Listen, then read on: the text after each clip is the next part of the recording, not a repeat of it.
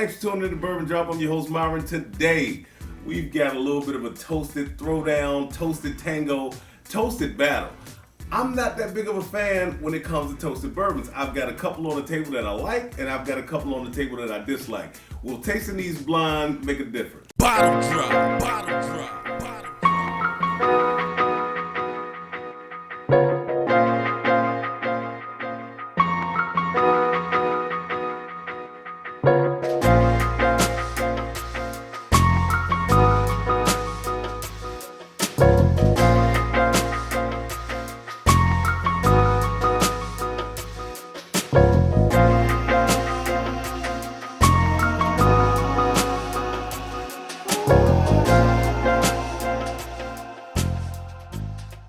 Double oak bourbons, toasted bourbons, pretty much the same thing.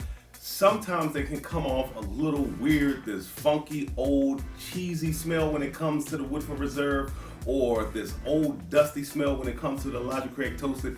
You guys know I'm a big Elijah Craig fan, so it surprised me when I did not like this bottle. You do see two other toasted bottles on the table. I am not going to put these two in the running today because they are much higher in proof. The Penelope Toasted comes in at 114 and the 2XO comes in at 104. So I didn't think that that would be a fair matchup. You've got the 1910 coming at 93 proof. You've got the Elijah Craig Toasted coming in at 94 proof. You've got the Noble Oak coming in at just 90 even, and you've got the Woodford Reserve with their weird proof of 90.4 proof. So I'm going to get the table set up. I'm going to show you that I do have labels on the back of the bottles. This is a stand-in bottle. This is the actual bottle of Elijah Craig Toasted, and then I'll be right back. So I'll give you my rundown when it comes to me and the toasted bourbons. 1910 was a bottle that I heard a lot about. I just did not pull the trigger because it is so close in price to the 1920 that I could not pass up getting the 1920 because the 1910 comes in at 93 proof. 1920, 115, and I love the flavors that came out of the 1920. Elijah Craig Toasted. I am such a huge Elijah Craig fan, Heaven Hill fan. I got this bottle home. I wanted to like it so bad, and that just was not the case. When it comes to the Noble Oak, I did like the Noble Oak. It's finished with sherry oak staves. I haven't had it in a while. I just remember it being very light and very sweet. When it comes to the Woodford Reserve Double Oak, I was excited to get my hands on it, and it just did not. It didn't come through for me. It just, the flavor profile in that thing on the nose and the palate is just not to my liking. Anyway, let me get these things a spin. Of course, they got labels under the bottom. I don't know what they are just yet. I'm gonna nose them and taste them from left to right and then right to left. So I'll get these on the table. Right now is a good time for you to hit that subscribe button. I had a personal goal that I set for myself. I did not hit that personal goal. I'm not mad. Like I said, I met a lot of people that were good guys in the bourbon community along the way. Let's get into the nose. Glass one is very fruity on the nose. That is a nice nose. Wow, I was expecting a lot more vanilla to come through and caramel on all of these, but for some reason, this thing is giving me a lot of fruits on the nose, and I'm liking it. There we go. Some of those vanilla notes are coming out.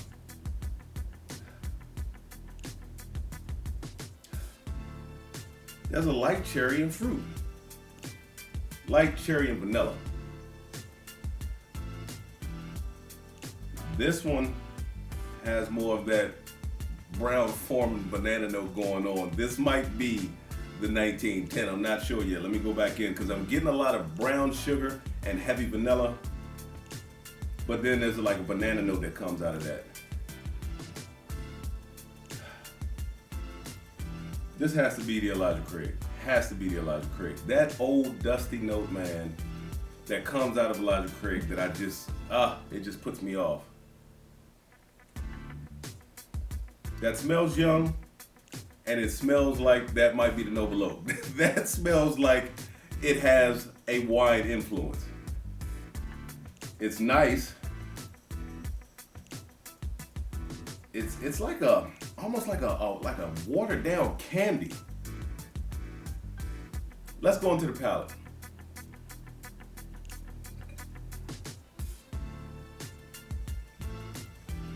Yeah. It's thin on the palate. It comes across more raisin on the palate. It does seem like that one has a wine influence on it. I'm not 100% sure, but it came across much more different than the rest of these. All right, let's go to glass number 3.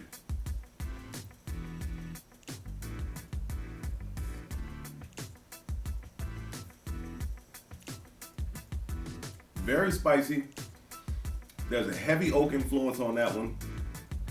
The old dusty smell and spicy smell that comes out of the glass transfers over to the palate. Let's go into glass number 2. This has to be 1910. I mean, that banana note.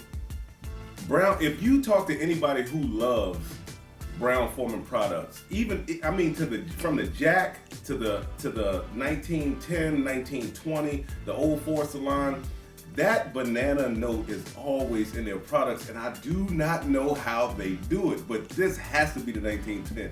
If I am wrong, I'll stop making videos. No, I'm just playing. Let's go to the palate.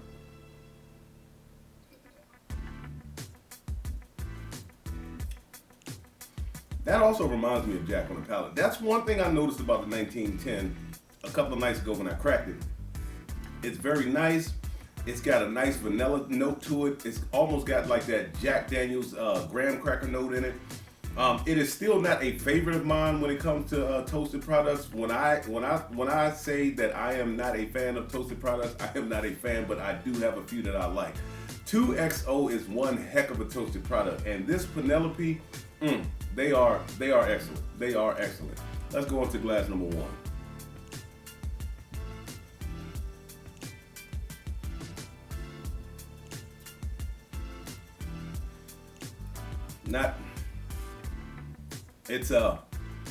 It's oak, brown sugar, and it is just this char that I am not digging. And there's that funky, I don't know how else to explain it. It's like this funky cheese that comes out. I think I've got it pegged pretty much already.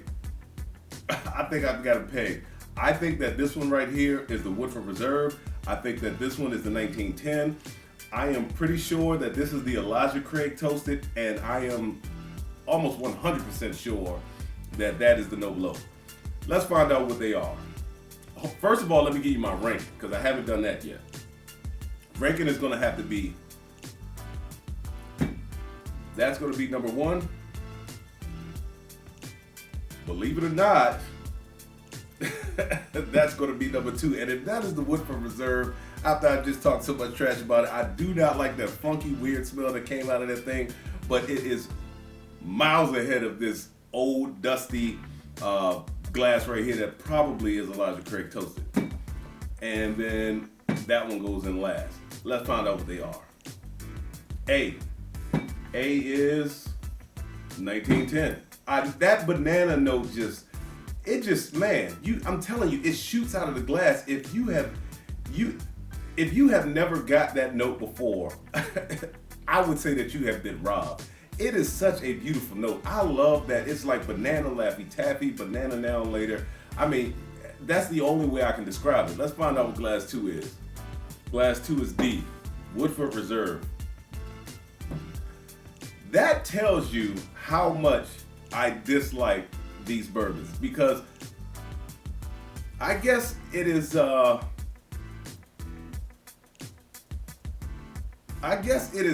human survival to have negative encounters burned into the brain. I'm not saying that they are that bad. Yeah, they are that bad. They are that bad to me. And I know I'm going to catch a lot of flack. My man Devon, he loves the Elijah Craig Toasted. Me, I am just not a big fan of Elijah Craig Toasted. So let's find out what this is. This is B. B is Yeah, Elijah Craig Toasted. There you go. There's the B. There's the D. And Noble Oak. C, yeah. C being Noble Oak. This thing just came off young. It came off young. It is MGP out of Indiana. They finish it with Sherry Oak staves. That Sherry Oak stave heavily influences this bottle. There was a very nice light wine note, but the youngness that came across just didn't sit well with me. And I remember liking Noble Oak.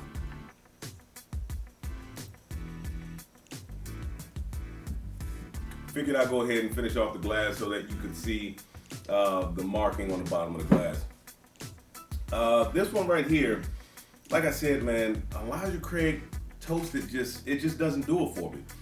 Neither does the Woodford, but tonight the Woodford beat it out. I'll hold this up to see if you can see it on camera. I don't want to finish all of these on camera, but that is a D without spilling it. And this is the B. And I'm going to try and show that without spilling it. And then the number one. I mean, I like 1920 so much, it doesn't surprise me that 1910 was a winner tonight. This is A, 1910. So, look, this was pretty fun. I still realize that I am not a big fan of toasted bourbons. Some of them I do like, some of them I dislike. I almost to the point where I hate it. But anyway, let the whiskey flow. Never run out unless you hit it to a drop. Till next time.